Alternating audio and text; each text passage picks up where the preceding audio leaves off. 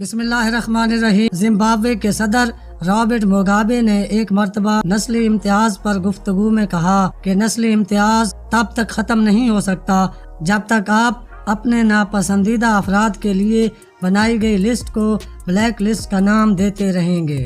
دوستو، آج امریکہ میں جاری نسلی فسادات پر بات کریں گے اور یہ بھی جاننے کی کوشش کریں گے کہ دنیا بھر میں انسانی حقوق کا علم بردار اپنے ملک میں لوگوں سے کیا سلوک کرتا ہے۔ اس سے پہلے آپ ہمارا چینل سبسکرائب کر لیں اور بیل کا نشان بھی دبا دیں تاکہ آپ کو ہماری آنے والی معلوماتی ویڈیو کا نوٹیفیکیشن ملتا رہے۔ حالات کچھ اس طرح ہیں کہ امریکہ میں پولیس نے ایک سیاہ فام شہری کو گولی مار کر قتل کر دیا ہے، اور یہ پہلی بار نہیں ہوا۔ اس سے پہلے بھی امریکہ میں سیاہ فام باشندوں سے توہین آمیز رویہ کئی بار دیکھنے میں آ چکا ہے اور کئی افراد کو گولی بھی ماری جا چکی ہے۔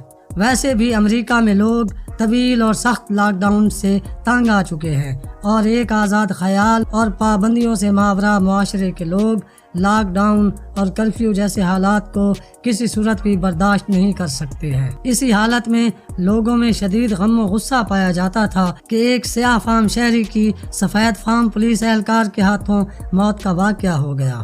وہ جسے عدم تشدد کا معاشرہ کہا جاتا تھا، اس کی اصل صورت سامنے آنے لگ گئی۔ امریکی صدر نے امریکہ میں حالیہ خانہ جنگی کی صورتحال پر میڈیا میں آ کر کہا کہ وہ نیشنل گارڈز کو امریکہ میں تعینات کرنے جا رہے ہیں، اور جو ریاست ایسا نہیں کرے گی یا جس ریاست کا گورنر نیشنل گارڈز تعینات نہیں کرے گا، وہاں پر امریکی فوج کو لگا دیا جائے گا۔ اس کا مطلب کچھ یوں ہوا کہ تقریباً امریکہ میں مارشل لاء لگ چکا ہے، اور تاریخ گواہ ہے کہ امریکی فوج جہاں پر بھی گئی، اس نے وہاں پر خانہ جنگی اور تباہی کے بیج بوئے ہیں، اور اب مکمل طور پر یہی حالت خود امریکہ کے ساتھ ہونے جا رہی ہے۔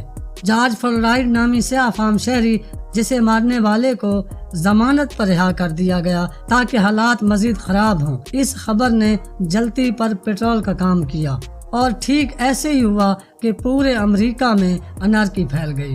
ٹرمپ کے اعلان کے بعد فوجی ہیلی کاپٹرز آنا شروع ہو گئے اور پولیس نے آنسو گیس مارنا شروع کر دی، اور واشنگٹن اور باہر جتنے بھی لوگ احتجاج کر رہے تھے ان پر لاٹھی چارج شروع ہو گیا۔ کئی لوگوں کو گولیاں بھی لگ چکی ہیں۔ اس دوران ٹرمپ نے ایک چرچ میں جا کر بائبل لہرا کر دکھائی۔ وہ یہ ثابت کرنا چاہتے تھے کہ وہ جارج فلوائڈ کے لیے دعا کرنے گئے ہیں، مگر لوگ بہت بفرے ہوئے ہیں اور پورے کا پورا ملک باہر آ چکا ہے۔ لوٹ مار اور ہنگامے شروع ہو چکے ہیں۔ ہماری تمام تر توجہ اس بات پر ہے کہ یہ وہ لوگ ہیں جنہوں نے انسانی حقوق کے نام پر افغانستان، عراق، شام، لیبیا اور کئی دوسرے علاقوں کو تباہ و برباد کر دیا، مگر کیا ان کے اپنے شہریوں کو یہ حقوق حاصل ہیں؟ اس سوال کا جواب سامنے آنے والی خبروں اور فوٹیجز میں واضح طور پر مل رہا ہے۔ امید ہے آپ کو ہماری آج کی یہ ویڈیو پسند آئے گی۔ ہمارا چینل سبسکرائب کر لیں اور بیل کا نشان دبا دیں، اور ویڈیو کو اپنے دوستوں کو شیئر کرنا مت بھولیں۔